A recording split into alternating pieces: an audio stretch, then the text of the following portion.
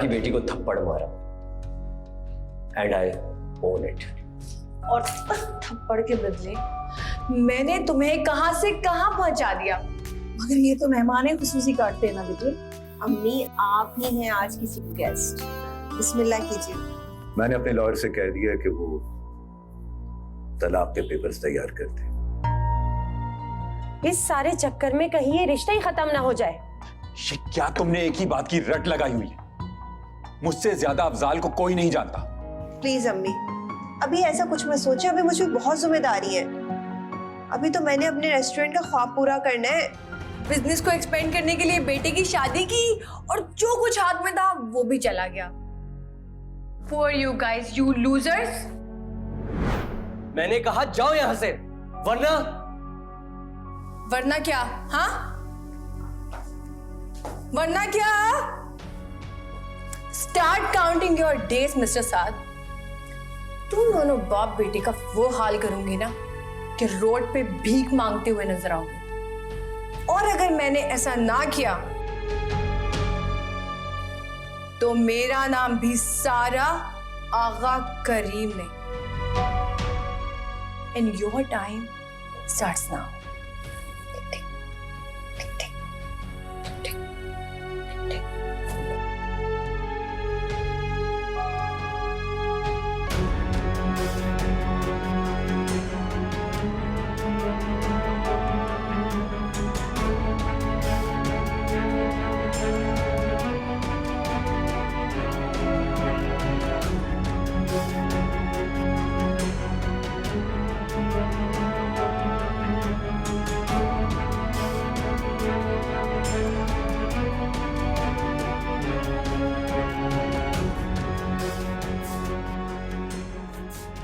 Dad, आपने सोच लिया ना, क्योंकि इस फैसले का नतीजा भयानक भी हो सकता है।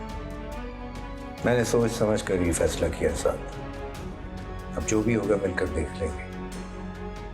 देखो, मुझे तुम लोगों के मजबूत साथ की जरूरत है, इसलिए इस तरह की बातें करके मुझे कमजोर नहीं।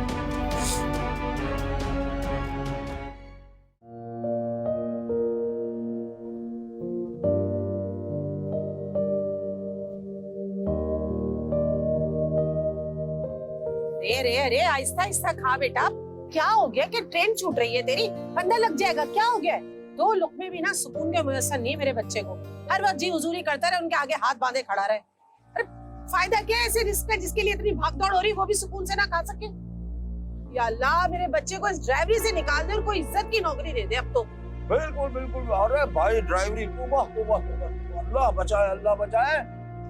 यानी कि सारे सारे दिन झक मारो, गाड़ी जरा सी खराब हो मालिक की सुनो, बीच में कहीं धूप में खड़े हुए साए में है यार, कहीं साया मिल जाए, थोड़ी देर खड़े हो जाए, पंक्चर हुआ है, पंक्चर लगा है, नट बोल्ट लिए, वो भाई वो किधर लिया हुआ, स्टेपनी कहां गई भाई? ये ओए होए होए होए, तौबा तौबा तौबा तौबा, अल्लाह रहम करे। हमारे अब्बा मरूम ने जब से एक बंदा दबाया था ना गाड़ी में, 2 साल की जेल हुई थी। जब से हमारे अब्बा ने कहा था, बेटा कुछ भी कर लीजिए, ड्राइवरी ना कीजिए। असलम जल्दी कर लो, नीलम कब से बुला रही है, उसको देर हो रही है ऑफिस से। क्या करूं, नाश्ता ना करूं मैं? मैंने ऐसा कब कहा? मेरे कहने का मतलब है उसको बोलो इंतजार करे, नाश्ता कर आ रहा हूं। सही बात है, आराम से खा बेटा। खा मेरे बच्चा, सुकून से खा।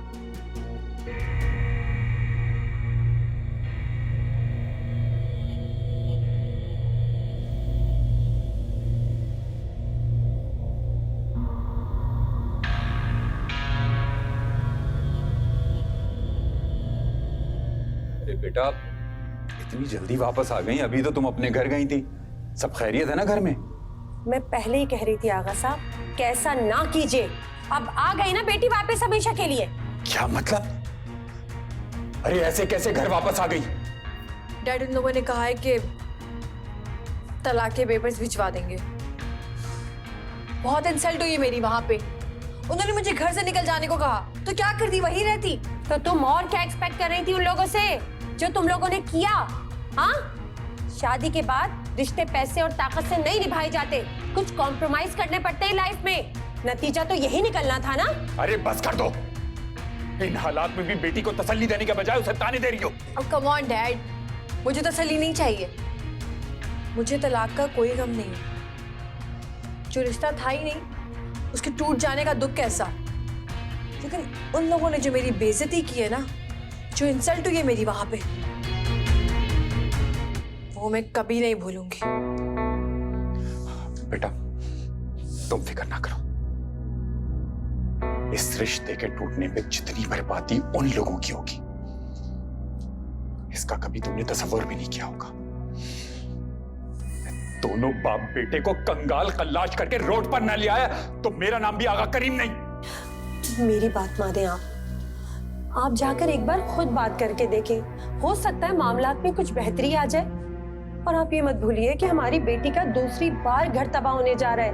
ये कोई मामूली बात नहीं है। हम पाकिस्तान में रहते हैं और यहाँ पर कोई भी बात किसी से छुपाना बहुत मुश्किल है।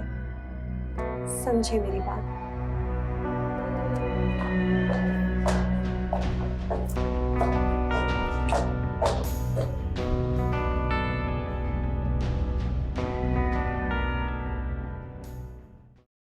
अरे नहीं नहीं आपा, मैं तो खुद बहुत शर्मिंदा हूँ आपसे, इसीलिए तो माजरत के लिए फोन किया है आपको। जी जी, जैसे मेरी कोई बात होगी इंशाल्लाह मैं जरूर आपको फोन करूंगी। ठीक है। आप भी अपना ख्याल रखिएगा। शुक्रिया, अल्लाह हाफिज। अम्मी किसका फोन था? वो रजिया आपा का फोन था, जिन्होंने नीलम के लिए रिश्ता बताया है ना। अब नीलम ने तो मना ही कर दिया कि उसे थोड़ा और वक्त चाहिए। अल्लाह अल्लाह करके तुम्हारी परेशानी खत्म हुई थी, तुम अपने घर की हुई थी, थोड़ा जिंदगी में सुकून आया था कि अब नीलम की फिक्र करूंगी, क्योंकि हर आने जाने वाला जो है ना एक ही राग अलाप रहा है कि बड़ी को क्यों नहीं ब्याया, छोटी ब्याह दी, उसकी उम्र निकले जा रही है। अम्मी कहने दे लोगों को, उनका यही काम है। आप बस परेशान ना हुआ करो। नीलम ने इतना कुछ हमारे लिए किया तो क्या अल्लाह ने उसके लिए कुछ अच्छा नहीं लिख रखा होगा? क्यों नहीं, बिल्कुल लिख रखा होगा। अल्लाह कहाँ किसी की जर्रा बराबर अच्छाई को भी जाया होने देता है। बस आप परेशान ना हुआ करो। माँ का दिल ही ऐसा होता है अपनी औलाद के लिए बेटा, पल में उस पहाड़ जैसा जिसे कोई हिला ना सके, और पल में ऐसे रेजा रेजा हो जाता है कि जर्रे भी ना मिले। जी अम्मी, आप देखिएगा नीलम ने इतना कुछ हमारे लिए किया, इंशाल्लाह उसका नसीब इतना रोशन होगा और उसको वैसे ही शहजादा ब्याह कर लेने आएगा जिसके वो बचपन से ख्वाब देखती थी। इंशाल्लाह इंशाल्लाह।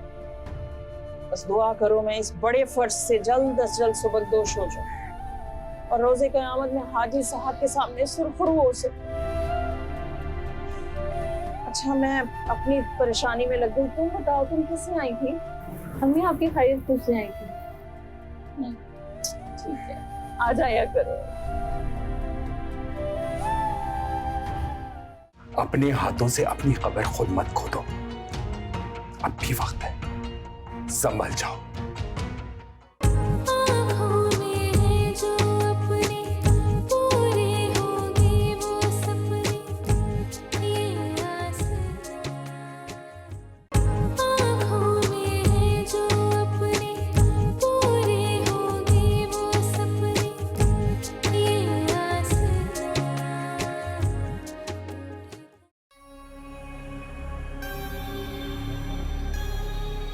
सुनो, नीचे गई है अपनी माँ से दुख सुख बयान करने। सुबह वाली बात को लेके ना मुंह पे 12 बजे हुए हैं उसके। खैर तो हटाओ। सुनो, वैसे मैं कह रही हूँ कि हमने असलम के कानों में जहर घोल के ना बिल्कुल सही किया। अब तुम देखना अस्मा के लहजे की ना शीरनी भी उसे खत्म नहीं कर सकती। अरे असलम कुछ भी कर ले, नीलम से दबा रहता है हमेशा। देखती नहीं तुम, ये आपा वो आपा, ये कर लो वो कर लो, इसके अलावा क्या है उसके पास? अरे तो असलम को बुलवाएगा कौन नीलम के आगे? क्या हो गया? कौन बोलेगा फिर? अस्मा बोलेगी और कौन बोलेगा? नहीं, अब हम अस्मा को अपना मोहरा बनाएंगे, जो मनवाना है जो कहलवाना है उसके जरिए कहलवाएंगे। अब ऐसे हालात पैदा कर देंगे ना कि वो खुद ही बोल पड़ेगी, देख लेना तुम।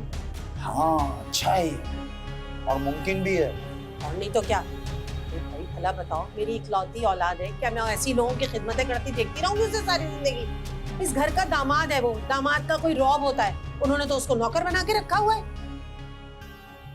वैसे बेगम हाथ अपने उधर ही रखना। देखो मैं बात सच्ची मुंह पे आ गई है तो बोल रहा हूँ, वरना मैं ना बोलता है।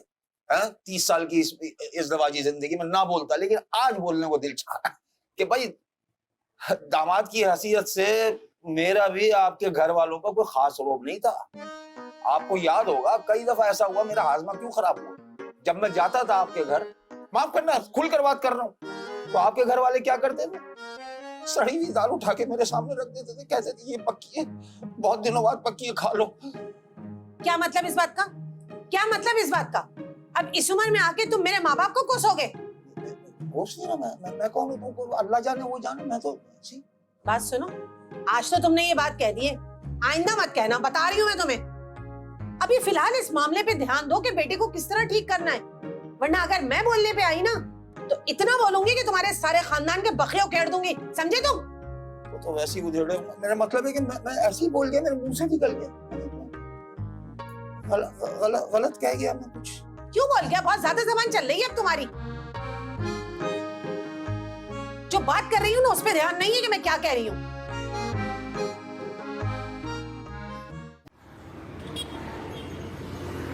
अच्छा मुझे 6 बजे लेने आ जाना, मुझे वहाँ कौन से एक्टिविटी में काम है। असलम मैं तुमसे बात कर रही हूँ, सब ठीक है ना? जी मैं आपको 6 बजे ले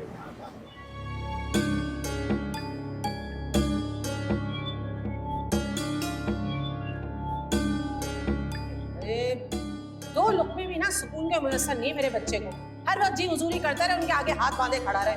अरे फायदा क्या है ऐसे रिस्क का जिसके लिए इतनी भागदौड़ हो रही है, वो भी सुकून से ना खा सके। या अल्लाह मेरे बच्चे को इस ड्राइवरी से निकाल दे और कोई इज्जत की नौकरी दे दे अब तो।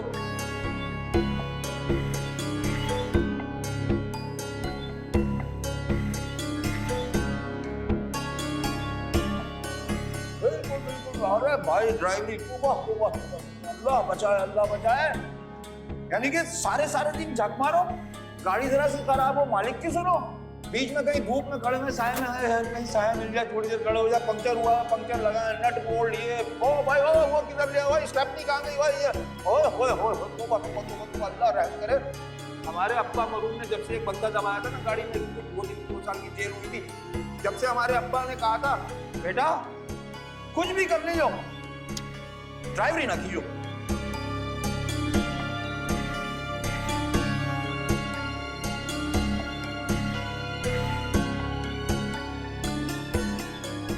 सर वो आपसे आगा साहब मिलने आए हैं।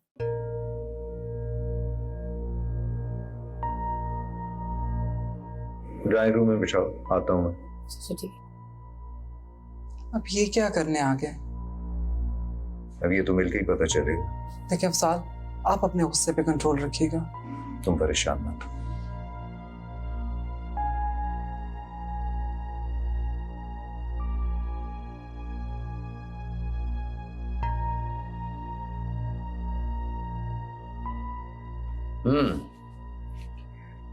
तो बिलाखिर तुम्हें सर के बल चल के आना ही पड़ा होगा, बेटी के बाप जो ठहरे। भूल है तुम्हारी अफजाल, मैं यहां तुम्हारा हमदर्द बनकर तुम्हें कुछ समझाने आया हूं। अपने हाथों से अपनी कब्र खुद मत खोदो, अब भी वक्त है, संभल जाओ, वरना मेरे हाथों अपनी बर्बादी को तुम रोक नहीं पाओगे। खबर तो मैं खोद चुका हूं आगा, अब देखते हैं उसमें दफन कौन होता है। आज शाम तक तुम्हें तुम्हारी बेटी की आजादी का परवाना मिल जाएगा, उसके बाद जो जी चाहे कर लेना। और हाँ, मैं अब ज़हनी तौर पर हर तरह की आजमाइश के लिए तैयार हूं। मैं तुम्हें अब तुम जा सकते हो, वरना तुम्हारी तरह मुझे भी गार्ड्स की मदद लेनी पड़ेगी। तो प्लीज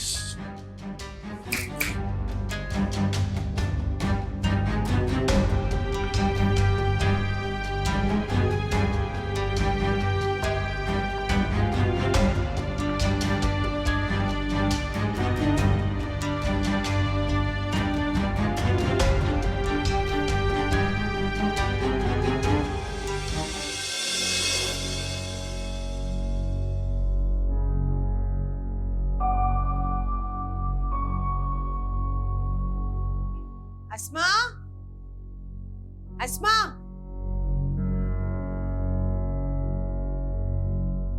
जी बुलाया? क्या हुआ? कराई अपना दिल हल्का? मैंने अगर अपना दिल हल्का किया ना तो आपका इस घर में रहना भारी हो जाएगा। भूल है तुम्हारी, शन्नी लोगों का रहना भारी करती आई है, उसकी टक्कर का अभी तक कोई पैदा नहीं हुआ है।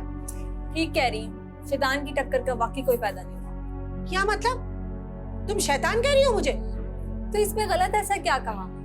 शैतान का काम है लोगों को बहकाना, भड़काना, वर्गलाना, मियां बीवी में लड़ाइयां पैदा करना। तो आप वही तो कर रही हैं। तशबीह देने पर इतनी हैरत कैसे? हैरत तो मुझे तुम्हारी जुर्रत पर हो रही है कि चूटी के भी पर निकालना है। जबान कैंची की तरह चल रही है तुम्हारी। भूल गई हो बीबी तुम कि लोगों को लगाम डालना ना मुझे बहुत अच्छी तरह आता है। लगाम तो मुझे भी डालनी आती चची, इसलिए कह रही हूँ जितना खामोश है उतना अच्छा आपके लिए। मुझसे दोबारा उलझने की कोशिश ना कीजिएगा। और हाँ, असलम के ना कान ना भरिएगा क्योंकि वो आपसे अच्छी तरह से वाकिफ है। वाह भाई वाह, सही कहा आपने। चलो तो फिर देखते हैं, इन सब बातों को ना वक्त पर छोड़ दो, देखते हैं ऊँट किस करवट बैठता है। फिलहाल तो तुम मेरे मुंह ना लगो और चली जाओ यहाँ से। मुंह तो आप लगती हैं, वो भी हर किसी के, जबरदस्ती। तौबा, छटाक भर की लड़की और इसकी जबान देखो कैसी गज भर की है। लगता है इसे सही करना ही पड़ेगा। खैर जा अस्मा, बताती हूँ तुझे मैं।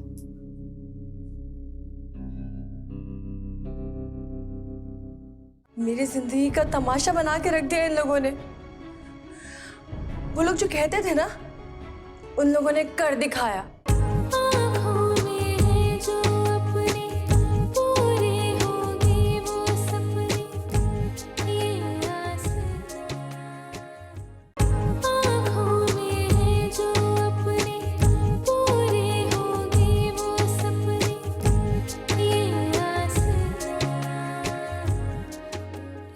ये तमाम डॉक्यूमेंट्स रेडी हो गए हैं।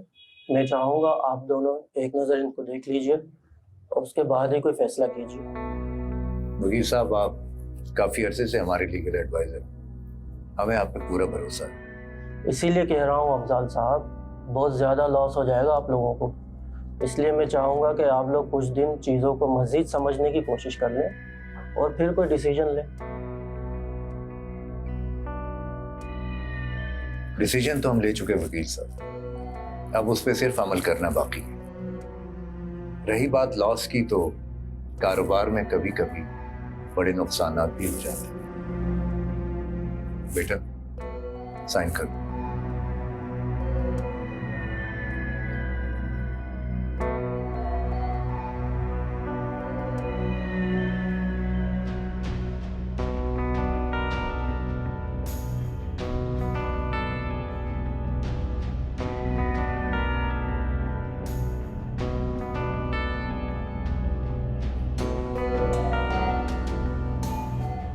थैंक यू वकील साहब।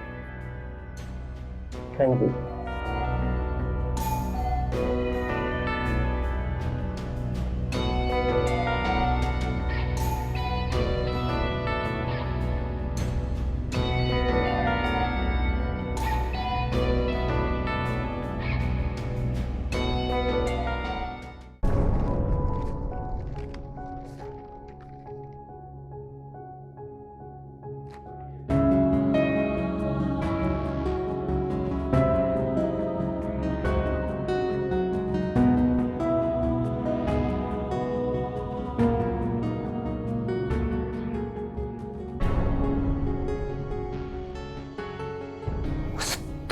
के अफजाल की इतनी हिम्मत कि मेरी बेटी को तलाक भिजवाई है उसने।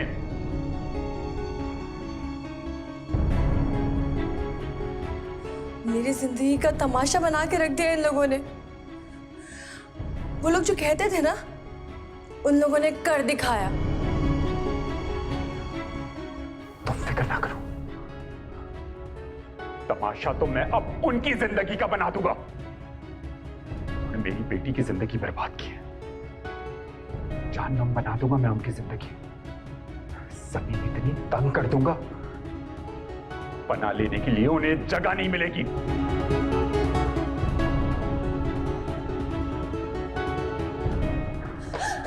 सारा, सारा,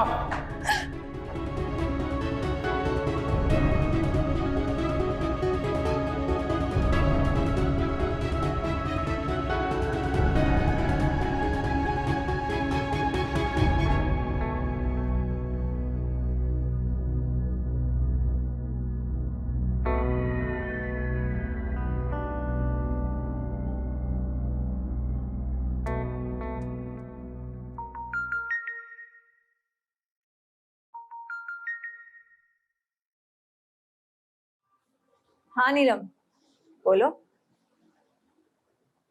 मैं अभी भेजती हूँ। असलम, तुम्हें नीलम नीचे बुला रही है। क्यों, क्या काम है? उसको ना तुम्हारे साथ कहीं बाहर जाना है काम से। उनको कहो मैं नहीं आ सकता, ड्राइवर नहीं हूं मैं।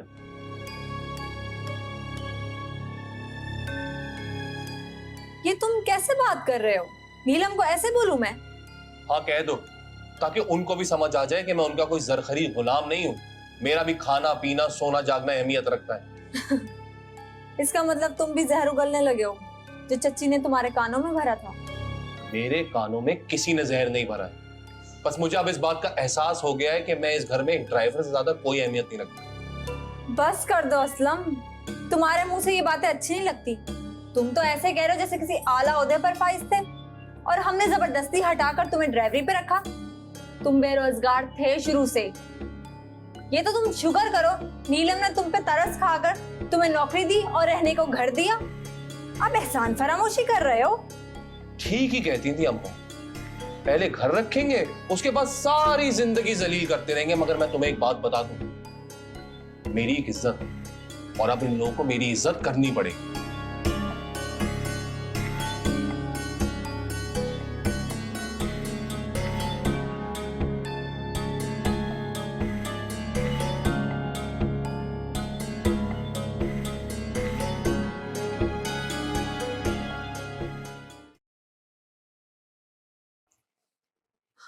हे पप्पन, मेरे तो कलेजे में ठंड पड़ गई आज। पता है क्या हुआ है? अरे आज असलम ने उस कलमुही को इतनी सुनाई कि तुम देखना सारी रात सिर्फ कमरे में बैठ के ना टसवे बाती रहेगी। क्या हुआ क्या? आवाजें तो मुझे भी आ रही थी, लेकिन ये समझ में नहीं आया कि वो कह क्या रहा था। अरे कहना क्या था, वही सब कह रहा था जो आज तक हमारे दिल में चलता रहा है। अरे देखा था ना सुबह कैसे टटर टटर कर रही थी मेरे सामने। अरे असलम ने तो उसकी औकात ही दुरुस्त कर दी। तुम्हें क्या पता, अब तुम देखना इन अम्मा बेटियों को तो अब पता चलेगा। आएगा मजा बब्बन, बहुत मजा आने वाला है। मुझे तो हैरत हो रही है, कहाँ असलम उसका इतना आशिक था और कहाँ चंद दिनों में यहाँ तक नौबत आ गई। अरे वो मेरी अम्मा कहती है ना कि मर्द जात का कोई एतबार नहीं है, सराहने बैठे सांप की तरह होता है, कब डस ले कुछ नहीं पता। वो भी गई है तुम्हारी माँ ने वैसे। से एक बात है बब्बन, असलम है तो हमारा बेटा ना, हमसे मुख्तलिफ कैसे होगा भाई। अब आएगा मजा। उसे भी एहसास हो गया अपनी बेइज्जती का कि माँ बेटियों ने मेरा बेटा मुझसे छीना था ना। अब तुम देखना मैं अपने बेटे समेत सारे रिश्ते कैसे सूद के साथ इनसे वसूल करती हूँ, देखते जाओ तुम। हाँ बिल्कुल करना तुम।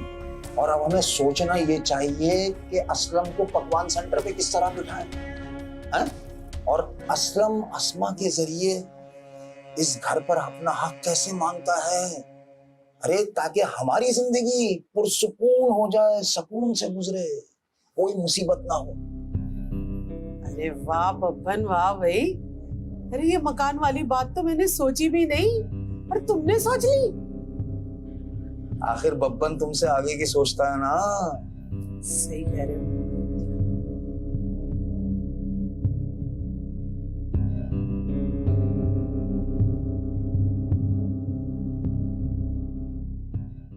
कानों में दिया गया जहर रिश्ता निगल लेता है और तुम्हारे कानों में वही जहर असर कर रहा है।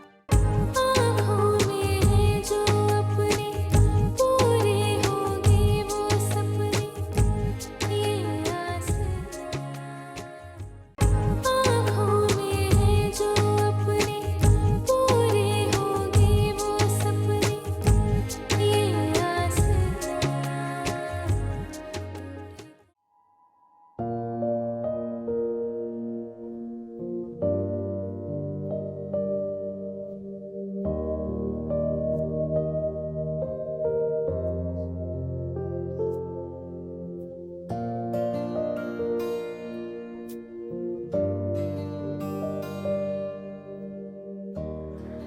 अस्मा माफ कर दो मुझे,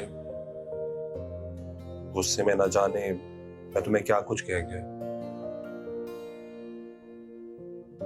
गुस्से में भी इंसान वो कुछ कहता है जो उसके दिल में हो। और मुझे आज पता चला तुम्हारे दिल में हमारे लिए कितना बुग़्ज़ है। नहीं अस्मा, ऐसा ना सोचो। एक चीज की वजह से सब चीजों को तुम मत भूल जाओ। मेरे दिल में तुम्हारे लिए कोई बुग़्ज़ नहीं है। सच कहा था किसी ने कि पेट में दिया गया जहर एक इंसान की जान लेता है, कानों में दिया गया जहर रिश्ता निगल लेता है। और तुम्हारे कानों में वही जहर असर कर रहा है। अब हमारे रिश्ते की खैर नहीं।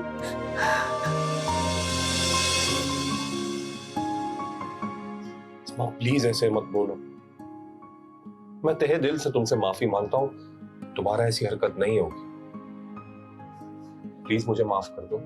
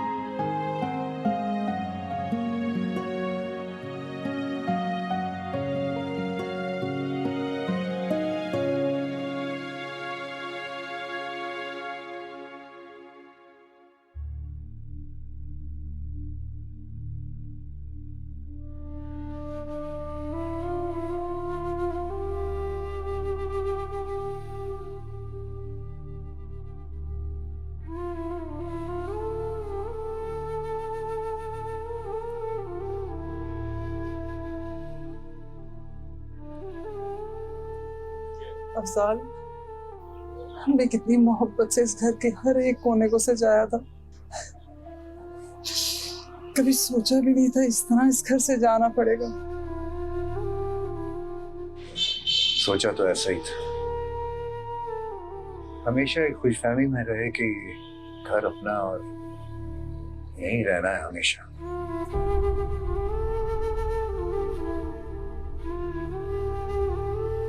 लेकिन तुम फिक्र मत करो, इंशाल्लाह बहुत जल्द इससे भी अच्छा घर होगा हमारा। नहीं अफजाल, मुझे इससे अच्छे घर की ख्वाहिश नहीं है। आपको पता है, कुछ जगहों से उनसियत किसी खास वजह से हो जाती है, और अगर अच्छी यादें जुड़ी हो ना तो एक टूटी फूटी झोंपड़ी भी महल बन जाती है। लेकिन इस घर से तो हमारी बहुत खुशगवार यादें जुड़ी हैं। ठीक है रीत। मॉम, डैड, चले, वो लोग कभी भी पोजीशन लेने आ सकते हैं और मैं नहीं चाहता कि आप लोगों के सामने उनसे। हाँ ठीक है, चलो।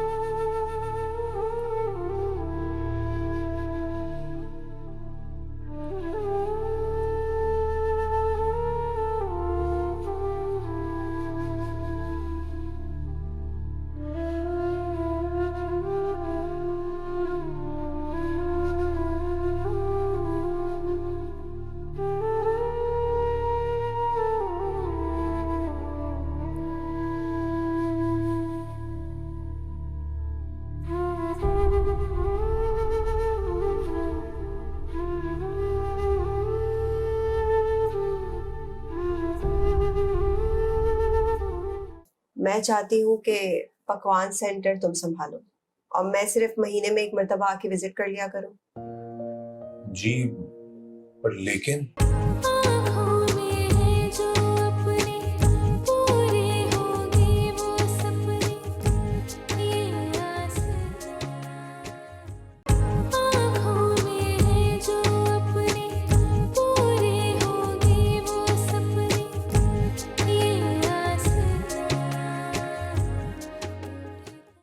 जी आप गाड़ी की फाइल रेडी करवा दें, मैं जो है ना आपसे रिसीव कर लूंगी जी। और रजिस्ट्रेशन कब तक होगी?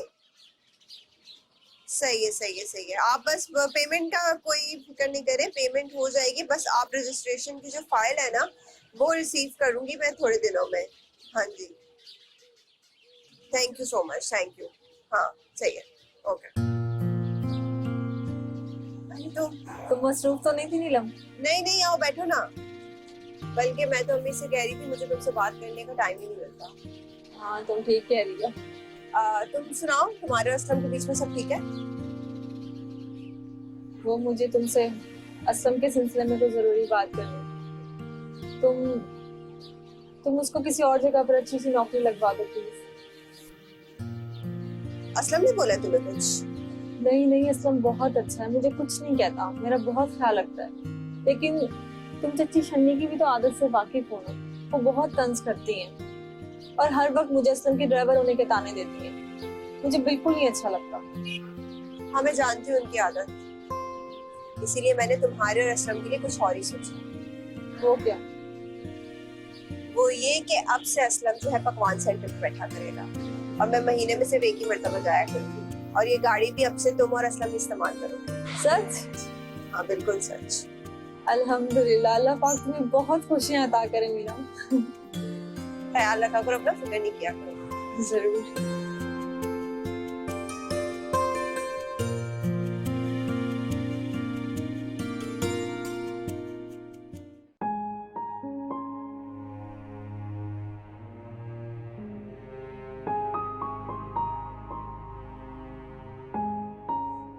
ये लीजिए चाय पीजिए।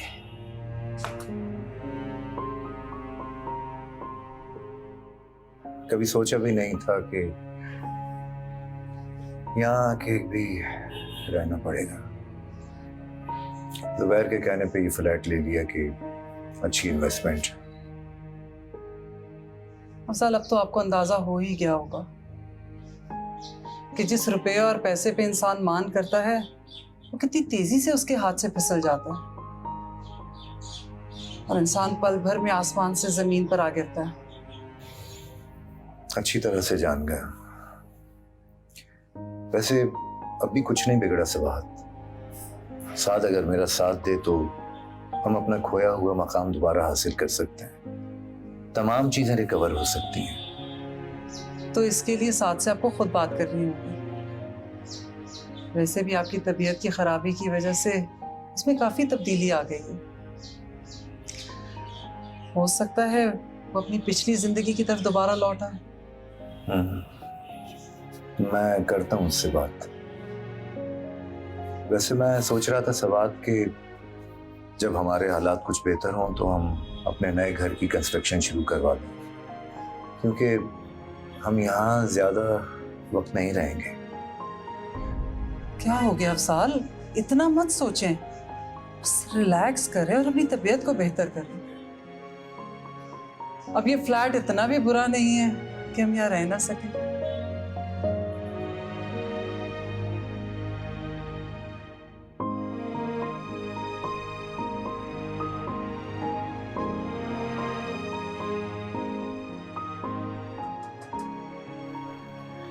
हाँ आओ असलम, बैठो आके। नीलम बुलाया आपने? हाँ असलम, मुझे तुमसे कुछ बात करनी थी। जी बोले।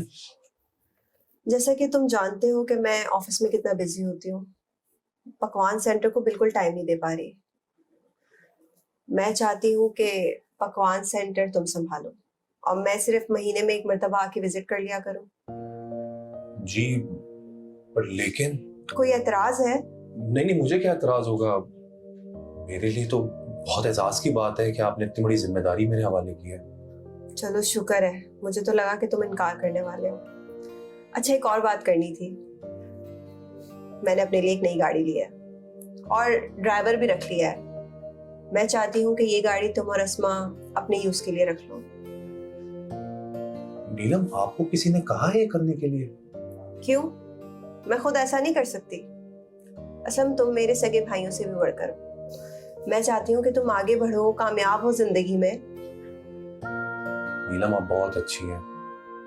आपने मुझे हमेशा इतना सपोर्ट किया है, आपका बहुत शुक्रिया। शुक्रिया की कोई बात नहीं है। तुमने भी कोई कम साथ नहीं दिया हमारा। हर बुरे वक्त में तुम ही तो हमारे साथ थे। चाय पियोगे? जी पी लूंगा। Hello always.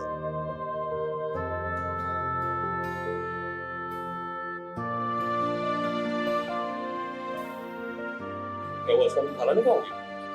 नहीं, मुझे भूख नहीं है, मैं खाना खा चुकी हूँ। महारानी का मूड ऑफ है भाई कल की ड्राइवर की बात को लेके। अम्मा, तुम चुप कर हमारी बातें सुनती हो? अरे नहीं मेरा बेटा, हम चुप के तेरी बातें क्यों सुनेंगे? ये गुनाह की बात हो। मैंने तुझे बचपन से ये शरई बातें सिखाई हुई हैं और मैं खुद ही हरकत करूंगा, ये हम लोग करेंगे? अरे भाई, दीवारें आपस में जुड़ी हुई हैं कमरों की, और तुम लोग इतना चीख चीख कर लड़ रहे थे कि आवाजें हमें सुनाई दे रही थी। नहीं अब्बा, गलती मेरी। उस ड्राइवर वाली बात को सुनकर दिमाग कुछ ज्यादा ही गर्म हो गया। बेचारी अस्मा को सुना दिया नीलम की वजह से। है बेचारी कैसे हो गई भाई? वो सही तो कहा तूने। अरे ड्राइवर बना के रखा हुआ है तुझे, क्या गलत कहा भाई? नहीं अम्मा, मैंने गलत कहा है। बहुत एहसानात है उनके हम लोगों पर। लो भाई, अब ये बस हमें एहसानात जताता रहेगा उनके। ड्राइवर नहीं, उन्होंने मुझे हमेशा अपना सगा भाई समझा है। मुझे ये सोचकर भी बहुत शर्मिंदगी हो रही है आज जब नीलम ने अपने ऑफिस बुलाकर मुझे कहा कि अब से ये पकवान सेंटर तुम संभालो, और ये गाड़ी भी तुम्हारी और अस्मा की है। मैं अपने लिए नई गाड़ी खरीद रही हूँ। तो शर्मिंदगी के मारे मैं उनसे नजरें भी नहीं मिला पा रहा। अरे बेटा, तू उससे नजरें मिला ना मिला, हमारे हिसाब से तू अभी तो मिठाई पकड़ के लाई, तो खुशी की बात है। मिठाई खाएंगे भाई, रसगुल्ले लिया उससे शकूर वाले से। हाँ क्यों शन्नी? हाँ सही बात है। जा बेटा जा जल्दी से। अस्मा, अरे मेरा बच्चा अस्मा, आ बेटा खाना खा ले जरा सा। आ मैं खिलाऊं? मेरा भतीजी है मेरी, बहुत प्यारी, मजाक नहीं है।